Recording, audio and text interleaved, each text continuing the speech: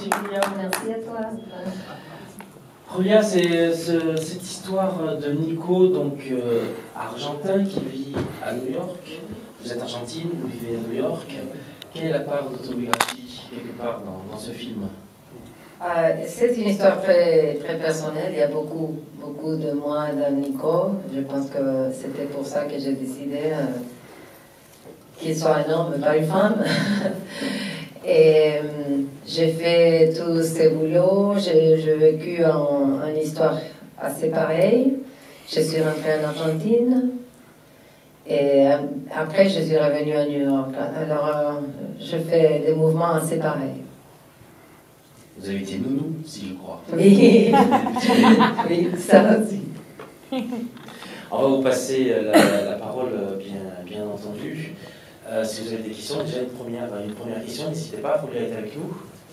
Une première impression, juste pour dire ce que vous avez pensé du film, quelque part, ou une question. Alors, parlons de l'acteur principal qui est absolument impressionnant. D'ailleurs, il y a eu le prix du meilleur comédien au Festival de Tribeca. Je crois qu'il a été lui-même acteur de télénovela. Il a commencé comme... on a des histoires assez pareilles avec lui, c'est pour ça qu'on est devenus, je sais pas, si proches. Il n'est pas de Buenos Aires, il est de Marco Juárez, une ville beaucoup plus petite. Il a commencé comme acteur de télé. Et moi, je connaissais... Il n'est pas très très connu, mais on connaît son visage. Et ça fait quelques années, il a commencé à faire beaucoup plus de films indépendants. Et c'est comme ça qu'on nous avons connus. Et quand je faisais mon deuxième film, le dernier de La Rogita, j'avais besoin de quelqu'un qui peut passer comme quelqu'un de la campagne, qui peut monter de chevaux et des choses comme ça, mais aussi blonde, parce que c'était l'histoire qui s'est passée dans une communauté assez allemande aux Entre Rios. Alors, pour moi, c'était génial de travailler avec lui. Il avait un tout petit rôle.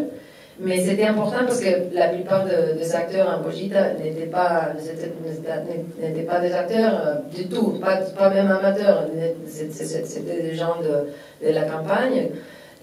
Par exemple, les protagonistes n'avaient jamais été au cinéma, ils n'avaient même pas une télé à la maison. Alors c'était important de créer une situation et Guillermo m'a aidé à travailler avec les acteurs, et moi je trouvais quelqu'un de très généreux, très honnête avec les gens, et quand j'ai commencé à penser à faire ce film, j'ai commencé à écrire pour lui.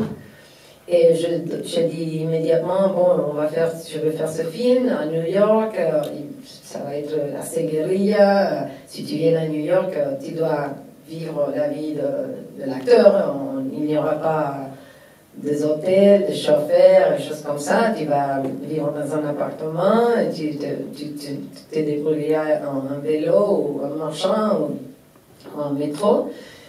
Et il a beaucoup aimé l'idée. Et pendant 2 années, chaque fois que j'avais une version du scénario, je partageais avec eux, avec lui, on parlait du personnage. Alors je crois que c'est vraiment un cas de collaboration très très forte avec Guillermo. C'est presque fait à sa mesure. Oui. C'est impressionnant puisqu'il est absolument à tous les plans, il porte le film. J'ai rarement vu une prestation d'acteur comme ça, il vit le personnage. C'est vraiment très impressionnant, il mérite vraiment son prix à Tribeca, vraiment. Oui, non, pour moi c'est un peu la revanche, comment est-ce qu'on dit? La revanche, parce que quand je faisais le scénario, j'essayais beaucoup de fonds américains et j'ai toujours l'avais ajouté à lui. On me disait non, mais son anglais n'est pas bien, il n'est pas un star, il n'a pas du nom, il n'est rien, il est personne. Je sais qu'il va être bien. Alors j'étais très fière quand il a gagné à Tribeca, parce que pour moi c'était une façon de démontrer à plusieurs des producteurs que quand quelqu'un est bien dans un rôle, c'est vraiment, tu peux pas supplanter, tu ne peux pas le substituer facilement. Quand quelqu'un est vraiment bien pour un rôle, il faut le faire. Dans le générique, on voit plein de pays différents. Oui. Pourquoi? Pour moi, c'était très important parce que c'est un film c'était important de visibiliser tous les pays et toutes les voix et toutes les identités qui font partie de ce film. Bien sûr qu'à New York, c'est très cosmopolite, il y a beaucoup de gens de tout le monde, mais je crois que l'équipe et les castings m'ont peut-être donné plus dans ce film que dans d'autres films, parce qu'ils sentaient que c'était leur histoire aussi. Il y a beaucoup de passion et d'amour dans l'équipe, dans les castes, et je crois que parce qu'ils s'en étaient identifiés très fortement avec l'histoire, et pour moi c'était important parce que pour moi c'est mon film de transition entre l'Argentine et les États-Unis. C'est un film, le regard c'est peut-être argentin, mais c'est aussi latino ou immigré. Je ne sais pas si le regard c'est exclusivement argentin. C'est pas un regard américain. Je sais que le film se passe aux États-Unis, mais c'est pas nécessairement un film américain dans son essence. Et pour moi, c'était important de faire visible toutes les voix qui font partie du film.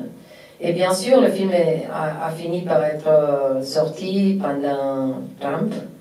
Et alors, même si les designs étaient prévus avant, ça a devenu beaucoup plus important de visibiliser les immigrés. Donc c'est un film militant. Oui. Pourquoi ce titre de Body Switching? Parce que c'est un portrait de solitude. Le personnage est en errance, c'est un portrait de solitude.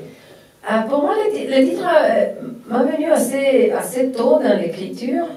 Et quand tu as un titre qui vient tôt, c'est bien parce que ça te guide. Et je pense que Nobody's Watching, ça veut dire des choses différentes à différents moments du film. Je crois que quand Nico quitte l'Argentine pour aller aux États-Unis, à New York, ce qu'il cherche, c'est un anonymat, une liberté qui vient avec l'anonymat. Parce que peut-être en Argentine, et plus que parce qu'il était connu, il se sent un peu regardé, et un peu surveillé ou pas libre. Alors je crois qu'il trouve une certaine liberté à New York, mais aussi comme il est acteur, de fur et à mesure que le temps se passe, je pense qu'il commence à ressentir le degré d'isolation, isolé. Oui. Isolement que c'est une société qui vraiment fait attention à ne pas regarder aux yeux, à éviter le contact du regard. C'est étrange ça pour moi comme latino. Alors c'est ça. Et pour moi, il commence à jouer avec les caméras de surveillance parce qu'ils sont la seule caméra qui sont là pour lui maintenant, qui ne joue pas comme acteur. Et je crois que ce qu'il découvre, c'est que les caméras enregistrent, mais il n'y a personne qui regarde. Et ça, c'est très frustrant pour lui. Et c'est pour ça qu'il le provoque. Et Nobody's Watching, ou personne ne regarde, c'est aussi ce que Martin le dit pendant la réunion à Buenos Aires. Et je crois que pour Martin, c'est un peu le thrill, ce qui est intéressant dans la relation clandestine, la relation en secret. Mais je crois dans ces points, c'est différent pour Martin et pour Nico, et ce qui est excitant pour Martin n'est pas du tout excitant pour Nico. Et aussi, pour moi, il y a quelqu'un qui regarde dans le film, et c'est le bébé. Et je trouve que la relation entre Nico et le bébé est peut-être la plus genuine, la plus vraie, la plus tendre, mais c'est une relation sans parole. C'est une relation qui va disparaître une fois qu'il perd le bébé. Il vient d'où ce bébé? C'est de plusieurs bébés. Quand on écrit les scénarios, c'était très important pour moi d'utiliser les saisons parce que la ville New York change tellement d'été à hiver. Pour moi, c'était pas une question photogénique, mais une question dramatique. Comment accompagner l'arc de personnage d'un moment plus léger dans l'été jusqu'à les moments les plus sombres à l'hiver. Et alors, je voulais que le bébé commence un peu éloigné de lui dans un, comment se dit, Poussette. Hein? Poussette. Poussette. Et après, un peu la relation avec le corps de Nico, tous ensemble, presque là. Mais pour moi, c'était très important qu'à la fin, on voit le bébé marcher, être indépendante de lui. Et ça, on a tourné pendant 4 mois. Il y a aucun bébé qui peut faire de ça en 4 mois. Alors, je me renseignais un peu. Je me souviens que j'ai vu le film des Dardans, qu'ils ont eu 40 bébés pour faire le film. Moi, j'ai eu 4 bébés. Mais c'est incroyable parce qu'on a dû tourner en 2014. Mais on n'a pas eu l'argent, alors il fallait attendre une année jusqu'à 2015 pour la saison. Et moi, j'étais assez frustrée et désespérée parce que tu sais, tout peut changer. Peut-être tu vas tout perdre, tu ne vas jamais faire le film, tout ça. Alors c'était une année dure.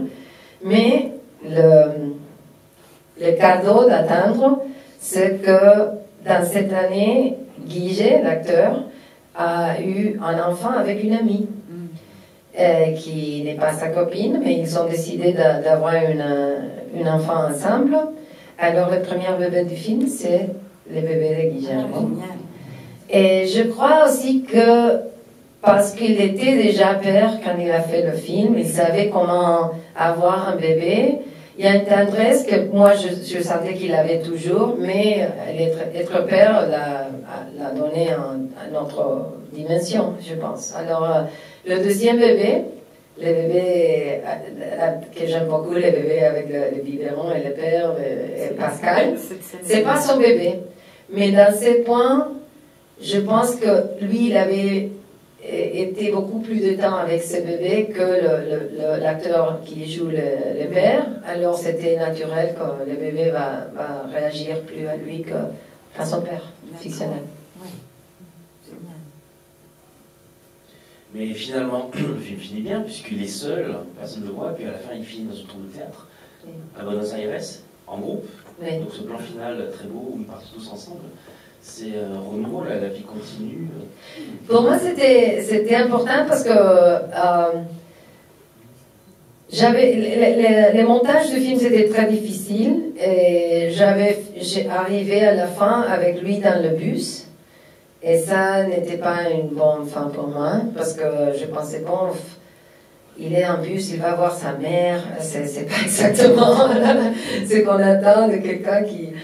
je n'étais pas du tout contente avec la fin, et il y avait des producteurs qui m'ont dit, bon, mais tu peux couper juste quand il regarde la ville de New York, et c'est enfin possible. Et je disais, bon, peut-être c'est enfin possible, mais c'est pas le film que je veux faire, c'est pas le film que j'ai travaillé pendant 4 années pour faire, quelqu'un qui arrive à New York avec des espoirs, et après on le quitte, et il a perdu tous ses espoirs. C'était pas mon film. Alors, pendant qu'on faisait le montage à Buenos Aires, j'ai commencé à sentir que ce que j'avais besoin, c'était une scène groupale, une scène de communauté, une scène où il trouve un peu sa famille créative. Mais le producteur disait, bon, il n'y a plus d'argent. Alors j'ai trouvé cette salle qui est dans l'école du cinéma de mes amis. On m'a donné la caméra, j'ai trouvé $5,000 et j'ai fait le nouveau final du film. Je suis très contente d'avoir insisté. Et pour moi, c'est bizarre parce que j'avais beaucoup de doutes de pourquoi je voulais un enfant différent. Mais quand je l'ai tourné, je sentais vraiment viscéralement qu'il était bien comme final. Parce que même la façon de le regarder s'éloigner de la caméra avec un groupe et pas toute seule, et pas un close-up, pas un gros plan de lui, mais lui dans un ensemble, c'était exactement ce qui était pour moi revenir à Buenos Aires après. Et je suis revenue à Buenos Aires en 2011. C'était la pire crise de l'histoire argentine, mais il n'y avait pas un jour où j'ai regretté d'avoir revenu à Buenos Aires. Alors je sentais ça. Il y a des gens aux États-Unis qui sont un peu tristes comme fan parce que c'est le théâtre, c'est petit, c'est pas le succès, mais pour moi, c'est justement pour ça qu'il y a un bon final. Parce que c'est pas grandiose, c'est pas Hollywood, c'est un final réel et il est bien. Oui, puis c'est la vie artistique qui continue et dans une troupe. Oui. Vous avez dit, c'est aussi un film sur la famille. Oui, exactement. C'est la tour lui-même. Une question pour Julia. Julia. Elle a dit mieux que moi, j'ai entendu ça. Il se retrouve à lui-même, Pour c'est moi, ça. il se retrouve à lui-même, oui. C'est ça qui est beau. Oui, parce que pour moi, c'est aussi un film de reconnaissance et renaître. C'est un film, il faut tomber, il faut l'échec, il faut accepter la fin de quelque chose pour aller plus loin. Alors le film sort le 25 avril. Merci Julia d'être venue avec nous. Un dernier mot, un mot de la fin. Non, merci beaucoup. Si vous avez aimé le film, oui, j'espère qu'il vous va recommander le 25 avril. Il faut en parler autour de vous. Merci Julia. Oui, le film, comme Nico, a beaucoup d'identités. Pendant qu'on essayait de trouver l'argent, c'était toujours la question, mais c'est un film américain, c'est un film latino, c'est un film queer, c'est un film de femmes, c'est un film... Et pour moi, ce sont des questions trop rigides. Je pense que le film peut avoir plus d'identité et peut être confortable comme ça. Bien sûr. Merci Julia. À bientôt, merci. Le petit coaching, le 27 avril aussi.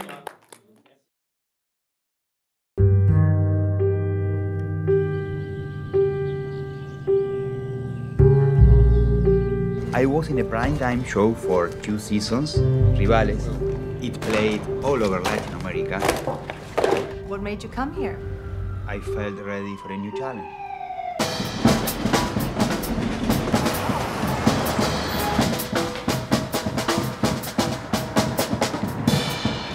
Cara fucking Rey, no me lo puedo creer. Es una productora muy importante de acá. Aparte ahora, mira, empiezo los ensayos con el director para la película. Hola Nico, ya pasó mucho tiempo, ¿no? ¿Me llamas? ¿No extrañas? Que te saluden en la calle, que te reconozcan. I won Best Actor. Good. Well, the sad truth, Nico, is that nobody cares if you're a star in your own country. Tuve una junta hoy con los pinches inversionistas y ahora quieren cambiar el elenco. I'm available next week.